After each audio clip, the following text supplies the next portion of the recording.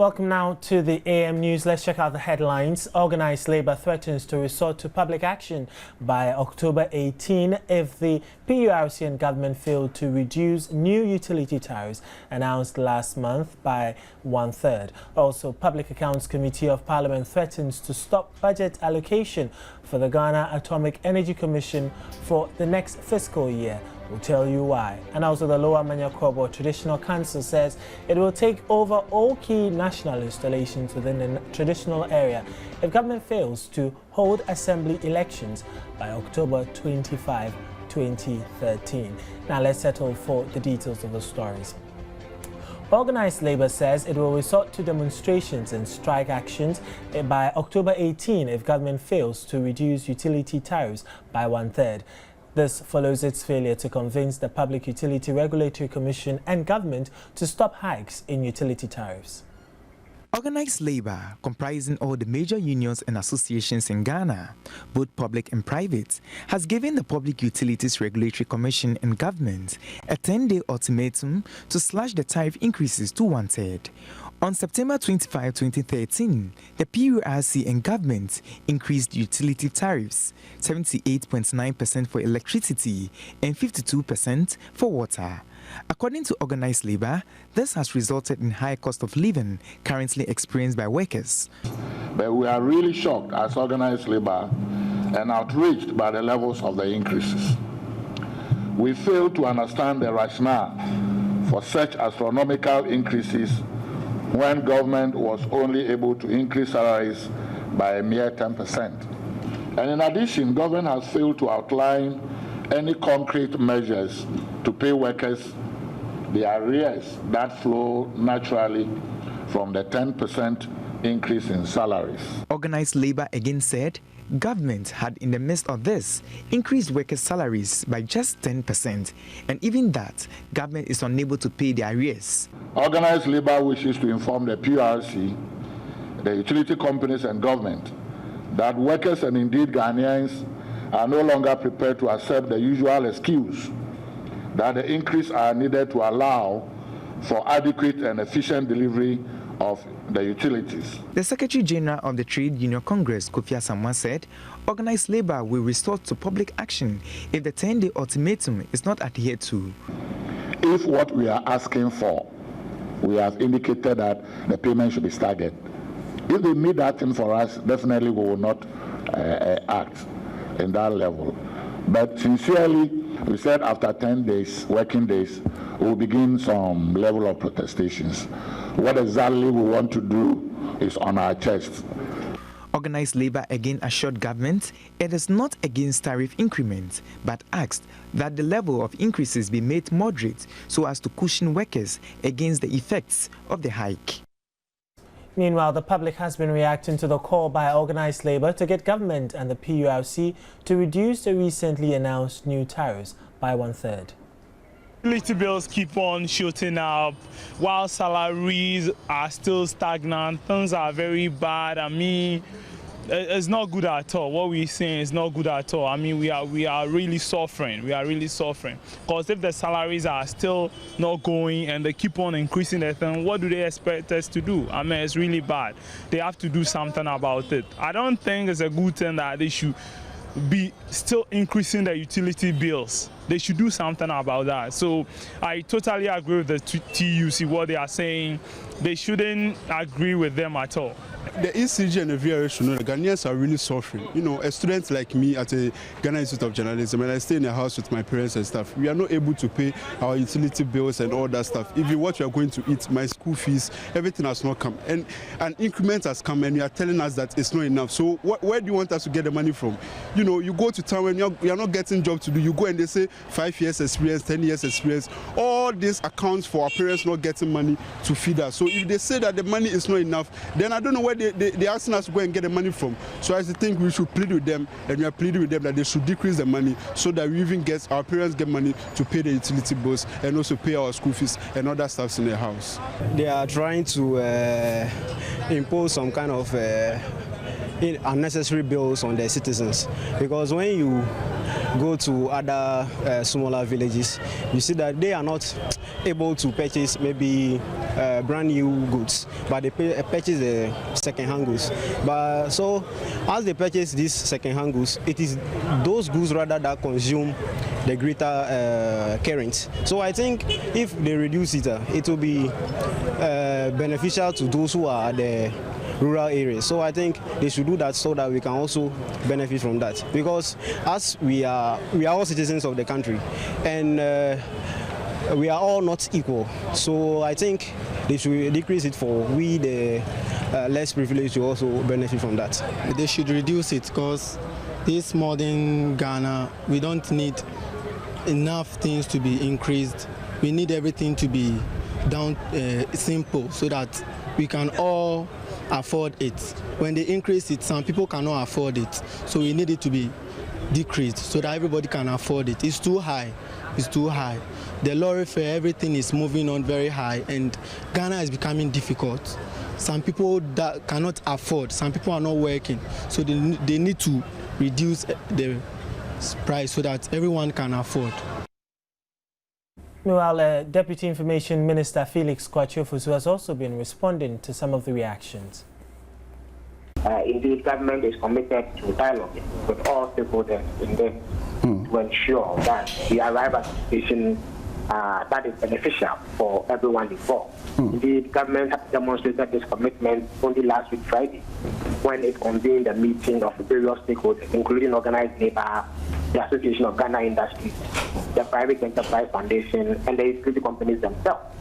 Frank discussions took place at the meeting, and at the end of the day, a technical working group was put together to examine various proposals and also look at various scenarios that could be adopted to address this problem once and for all. To the extent that organized labor took part in the discussion, one would have expected that they would give the committee a chance to conclude its work and present a report based on which further discussions can be held. So that if at the end of the day they are not satisfied with the outcome, then they can engage in any form of protestation or public manifestation that they so desire.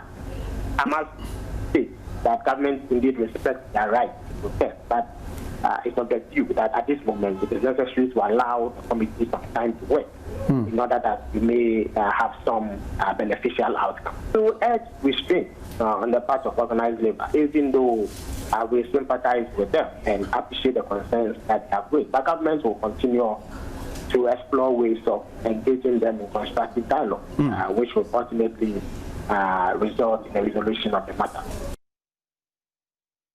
You heard the voice of Deputy Information Minister Felix Kwakye Ofosu. But away from utility tariffs, the Lower Manya Krobo Traditional Council says it is mobilizing its citizens to take over key national installations within the traditional area if government fails to hold assembly elections by October 25 this year.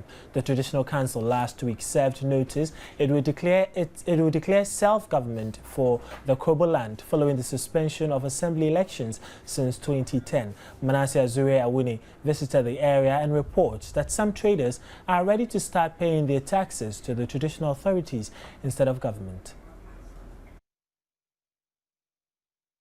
Edna Laje, a charcoal seller at the Gomenya market, laments the plight of traders of the market.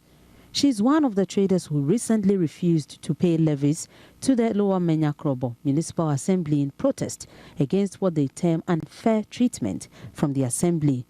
She says their plight is worsened by the fact that they have no assembly members through whom to channel their grievances to the municipal assembly. Almost across assemblyman. And assemblyman, ye nimity, ye be and coso. A assemblyman waha, or who say, but I have no and yet. Obekwa assembly akaka no ba ya maye ye ne assemblyman enti ye tuo no mo ginu kra ye ne bebia mo de tuo no ye enti na ye panifo no ahimfo no omoka sa ade no enti so oba ya assemblyman maye ne ye assembly e nim se ba o me se bibi be koso pepe. The traders are not the only people worried about the suspension of assembly elections since 2010. The chief of Akuse and Public Relations Officer of the Manya Krobo Traditional Council, Nene Asada Aho I, says the stalemate began in 2010 when some 7 electoral areas within Kroboland were added to the Dangbe West district. There was a time I had to meet with the Deputy Local Government Minister, Honorable Yimonwake Ajekum. He told me categorically that they have invited, he has invited Honorable Tetagbo to see the EC in Lower Manya to fix a date for the election. Unfortunately, we didn't hear anything. I met with the chief director, local government chief director, and he told me that something will come out. Fortunately, a week later, we had a letter that the president has given a clearance, presidential clearance, that dated 28th June this year, authorizing Electoral Commission. The letter was signed by Dr. Raymond Atuguba, authorizing Electoral Commission to organize an election at the Lower Manya Krobo Municipal Assembly. 2nd September to Kromagbi wrote a letter to Electoral Commission reminding them of the letter from the president's office. All attempt, in fact, they didn't want to listen to us at all. He said June last year, the Supreme Court ruled the areas belonged to Menya Krobo, but all attempts to have assembly elections in the area failed. Currently, the assembly is managed by an interim management team led by the municipal chief executive appointed by late President Mills. We are fighting for our constitutional right. It's not a threat. You see, are you getting me? It's not a threat. It's our constitutional right because we are also part of Ghana. And if now a president will issue or will authorize Electoral Commission to have the municipal assembly election done in Manya, and they will not do it, it means the Electoral Commission is not taking orders from the president. But it appears all the agitations between the Menya Krobo and Lusuduku traditional areas have something to do with the Kpong Water Works and power generating plants. As part of the self-government declaration, the Menya Krobo Traditional Council says it will take over the collection of all levies and taxes from the assembly. Some market women say they are ready to start paying levies to the traditional authorities. Ya betu ama hinifo no mu e cho se yetu ya mu de be ya bibia ama na we ayetu ya no de enfaso bia ni so omo age adi keke. We will start to collect levies, so and so, tolls and so from Manya. They shouldn't forget that the pump dam, we have pump generating plant or pump dam is in Lower Manya, municipal. Then the Kpong Water Works to the same.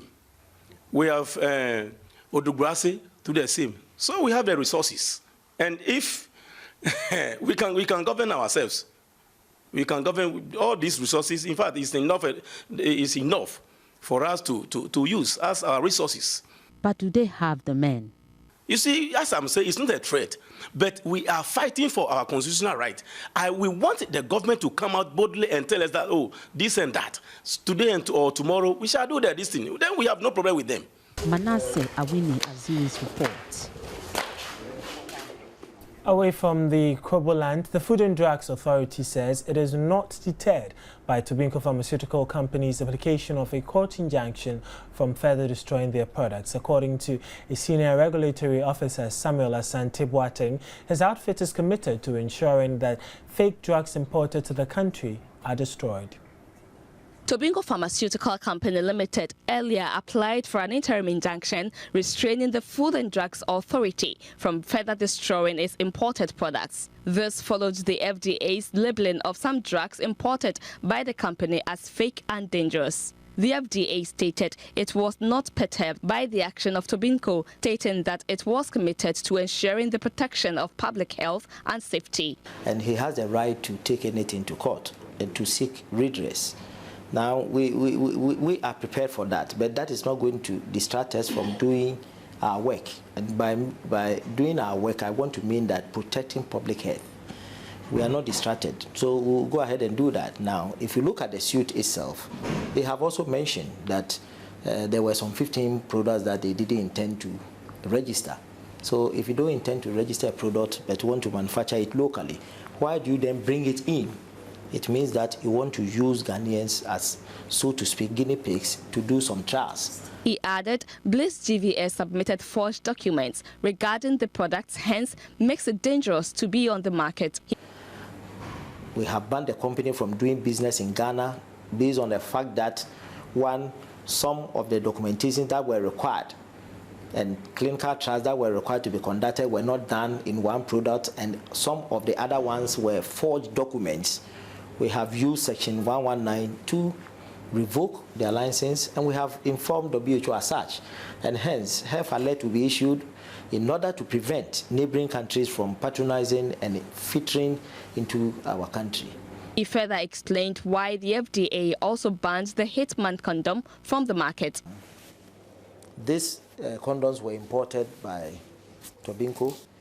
When we did a test, we realized that there were microspores in there, meaning that anybody who uses it will not be safe and can contract syphilis, HIV/AIDS, which is a killer disease, hepatitis, and things like that. Even unwanted pregnancies are going to go up. And so we said, okay, let us go back and detain and further confiscate and then set it out for disposal. When we went, over 2 tests of this product have been distributed.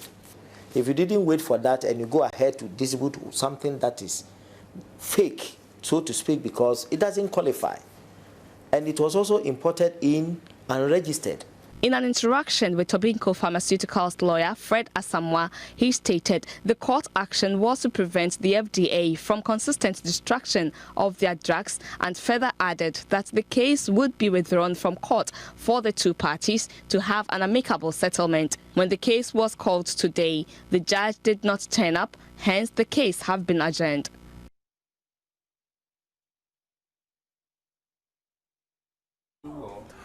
Well, that was it for that's the FDA's Samuel Asante Boateng speaking about the fact that they will not compromise on destroying fake drugs that are imported into the country. But let's move away and do one more story before we wrap up the AM news. The Ghana Atomic Energy Commission has for the past 3 years failed to render audited accounts to the Auditor General's Department, yet continues to receive subventions from government.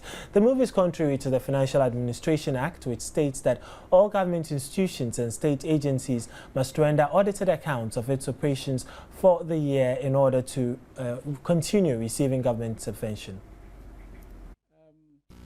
Officials of the Ghana Atomic Energy Commission appeared before the Public Accounts Committee of Parliament to explain why the Commission has failed to render audited accounts of its operations for 2010, 2011 and 2012.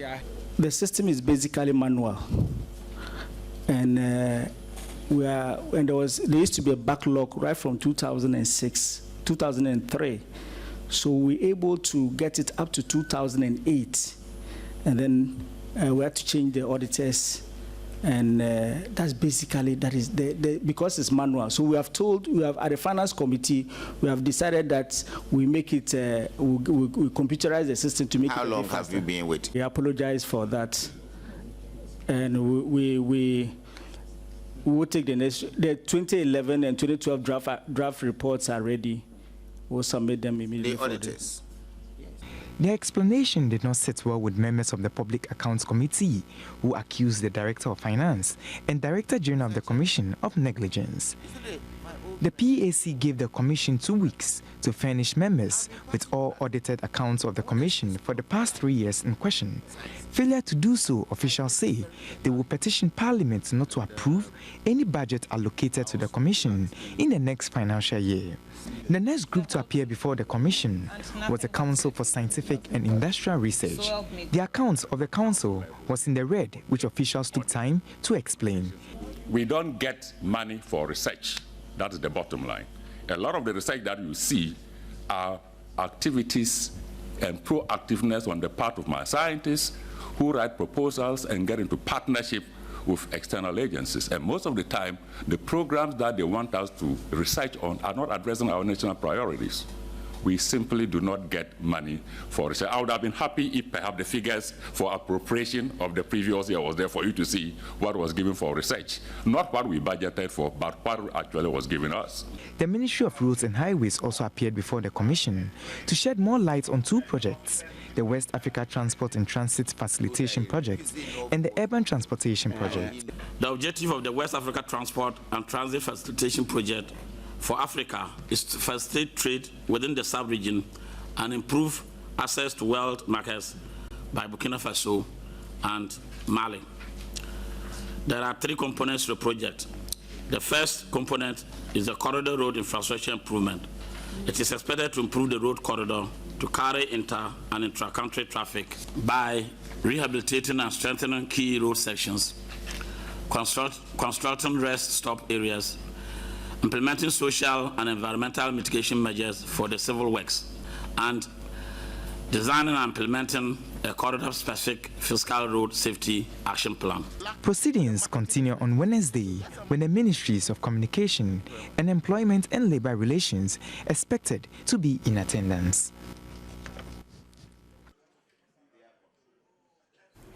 Well, that's it for the AM News, but before we go, a second look at our top stories. Organised Labour has threatened to resort to public actions by October 18 if the PURCN government failed to reduce new utility tariffs announced last month by at least 1/3. The Public Accounts Committee of Parliament is also threatening to stop budgetary allocations for the Ghana Atomic Energy Commission for the next fiscal year.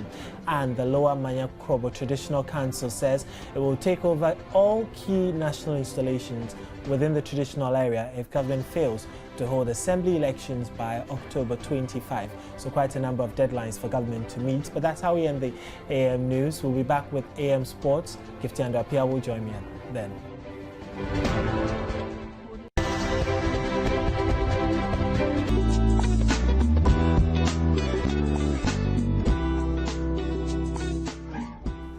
Welcome back. You're still watching the AM show. Now time for us to do AM Sports, proudly brought to you by Tigo and the authentic in-house sports analyst. Okay, the authentic AM show sports analyst, Gifty Andwapia, has joined me and said, "Good morning, authentic." Good morning, Swat. You're welcome to sports and to yeah, the AM show. I'm a little, you know, under the weather this morning. Oh, sorry. You know, so I'm not going to give you the in-depth analysis that I used to give you. Why are you always giving excuses when it comes to giving us the analysis? You say you are authentic sports analyst. And yet when the time comes for you to do something before you die. Why are you contesting? I can give you some serious analysis right now. Before you die. I'm just not in the mood for it right now. But the AM Sports is brought to you by Tigo. Like Smart has said, keep smiling because you've got Tigo. Okay, so do us the honors of the first Okay, so we're talking the Black Stars, and the Black Stars coach Kwesi Appiah has the full complement of the team he assembled for the first leg final qualifiers to the 2014 FIFA World Cup in Brazil against Egypt in Kumasi on October 15. The players started arriving on Sunday night. Joy News caught up with a few of them at the Kotoka International Airport on arrival. We all know what the Egyptians are capable of doing, but I believe we are home in front of our fans, in front of our supporters, and what is important is that Ghana gets to the World Cup. So even whatever happens at the end of the game on Tuesday, nothing yet to be done. So we'll have to wait. It's a 2-game confrontation, so we're going to prepare for that. No, we are the better side, and we are the team which are favourites against Egypt. So if we play our football and everybody is in shape, we won't have any problem by winning. I think with the fans, with the support we're going to have, if we have the same support we had the last few games, people at the stadium, the people back in Ghana, we're going to make it. You know, we don't think about past things. Now is the thing that we have to think about, the game ahead of us. So all we have to do is to work hard, because we know it's not an easy game for us. So we need to do everything seriously from the first day. Right now, I'm ready for any game psychologically, because in this game we need to do everything that we have to do to move forward, because this our last game against them, home and away. So who is going to win, who is going to the World Cup? So it's a crucial game for us. So we need to do everything, not even me, we include all the players. We need to do our best. I think we play against them in 2010, and before the AFCON Cup we have a preparation game against them in Qatar. We won them 3-0. I remember I scored the first goal with a header, and most of their players, they didn't play that game. I think like 6 or 5 players didn't play. So I know them a bit, but I'm very comfortable on the ball, good passes of the ball, but we just have to mark them, find strategy to just beat them on Tuesday. But with the support you get in Kumasi, I don't think they can stand us. So that depends on the coach. The tactics he will use. So we just start our training sessions. We know how difficult the game is, and we know how tricks the Arab people when they come here, how they are. So the coach will mark a strategy for us and to win the game on next week. I'm always ready, 100%, 120% ready every time. Well, let's still stay with the Black Stars and their qualifying matches that they have to play. Well, right now the Ghana Football Association is requesting for a change of venue for the second leg of the qualifier. It was originally scheduled to take place in Cairo, but due to recent violence in that part of Egypt, the GFA says it will not risk the security of the Black Stars players. Well, GFA President Kwesi Nyantakyi has been speaking to Joy Sports about that. The political and security situation in Cairo, or Egypt as a country, led to that protest being lodged with FIFA. We are very much concerned about the security situation in Cairo. Just within 2 weeks, we have heard of several deaths of civilians and security officers. The recent one, which led to the death of 9 military officers as a result of attacks that were launched on them by civilians, was so alarming that we thought the situation has become so precarious and does not provide a congenial atmosphere for football. We think that FIFA must take a second look at the decision to host the second leg match in Egypt and consider playing a venue outside Egypt. FIFA has acknowledged receipt of our letter and has indicated that very soon we will receive a response from them. All right, now I have the next story in Sports Minister Elvis Efue-Ankrah. Smart, why are you looking at me like that? No, I'm just listening. Elvis Efue-Ankrah is backing the Black Stars to shine against and beat Egypt over the 2 legs. The sports team caught up with him at the ministry. Let's redouble our efforts. Let's put in more effort, more energy, so that on that day there will be no doubt at all. The second leg, wherever we play it, it will just be a formality. So I want you to know that it is a time of destiny. We are destined to go. In any case, all of you have read Bible and Quran. Have you ever seen Pharaoh overcome Moses before? No, sir. Is it possible? No, sir. Is it possible? No, sir. So Pharaoh cannot overcome Moses on this land of Ghana. It's not possible. It will not happen. So you have to get it in your mind and in your head. Forget about the commentators and radio and Egypt. Now, country where the country self they collapse, why are you worried about them? Concentrate on your preparation. We have confidence in you, and we know that you deliver. On the last day, when I entered the dressing room, I'm coming with 1,000 angels. And when I enter, the angels will take over your legs and your hands, your feet, and miracles will happen. Amen. That was Elvis Efue-Ankrah. But did you just say that? Say what? A country that's collapsing. Yeah, it sounded some way. Yeah. Anyway. Well, okay, let's do the last sports story, because Arsenal manager Arsene Wenger and player Aaron Ramsey have won the EPL manager and player for the month of September respectively. Let's get the latest on that one. So you say congratulations to Arsene Wenger and Aaron Ramsey there. I'm sure the Gunners will be particularly excited. Anil Sabute, I'm sure will be excited. But now I should check his Twitter page to see what he's writing about it. Anil Sabute is an against man. He's against everything. No, but this is his team. I know, that is one, but so he should be supporting what he has at home before he go. But anyway, why should he be supporting what he said? How many people do you know who supports any team He actually locally? wrote on his Facebook that people say he should always be against the Black Stars because anytime he's against them, they win. He had actually considered that anytime he has gone against the Black Stars, he's actually won a match. So maybe this time, he was thinking that, okay, maybe this time he should not go against them and not support them either. He should just be neutral and just sit. No, they will lose. He should be against, although I don't like the fact that he's always against them. You know, so Anil Sabute, if you're watching us this morning, we're sending you a shout, you know, like... Big ups. Yeah, and someone said you should still be against Black Stars. Someone said that you should send me so that they can send him a shout-out. Yeah, send me a shout-out, you know, from the Authentic Sports Desk right here on the AM show. That's it for sports. Brought to you by Chigo.